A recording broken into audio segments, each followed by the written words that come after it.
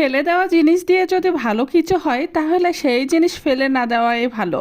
গতকাল আমি সসের রেসিপি দিয়েছিলাম, আর সেখানে আমি টমেটোগুলোকে ব্লেন্ডার করে নিয়ে একটা ছাঁকনির সাহায্যে পিউরেটা বের করে নিয়েছি সসের জন্য। আর বাকি অবশিষ্ট যেগুলো ছিল সেগুলো আমি রেখে দিয়েছি টমেটোর চাটনি বানানোর জন্য। অনেকে এগুলো ফেলে দেয়, তবে আমি ফেলে দেইনি। অল্প কিছু উপকরণ দিয়ে বানিয়ে ফেললাম মজাদার টমেটো চাটনি।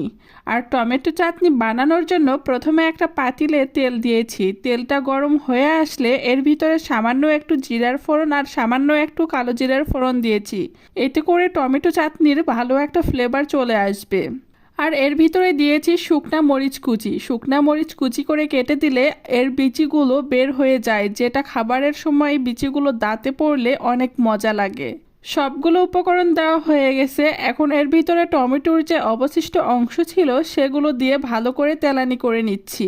মেয়েরা খালি সুন্দরী হলেই হবে না, একটু বুদ্ধি দিয়ে সংসারটাকেও চালাতে হয়, তাহলে সংসারের অনেক টাকাই বেঁচে যায়। একটা সংসারের উন্নতির জন্য শুধু ছেলেরাই সারাদিন রাত পরিশ্রম করলেই হবে না, তার জন্য ঘরের বউদেরকেও একটু হিসাবি হতে হবে।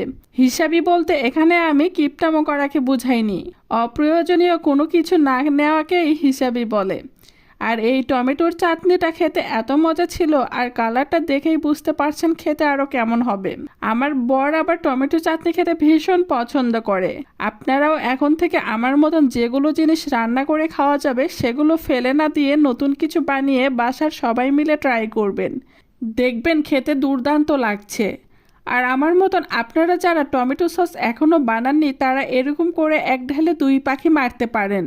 এখন টমেটোর সিজন চলছে, টমেটো নিয়ে এসে বাসাতে টমেটো সসও বানাতে পারবেন, আর বাকি অংশ দিয়ে টমেটো চাটনি করেও খেতে পারবেন।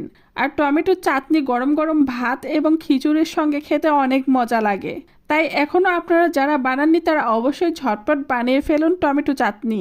আজকে এখানেই বিদায় নিচ্ছে, আবারও দেখা হবে নতুন একটা ভিডিওতে। ধন্যবাদ সবাইকে।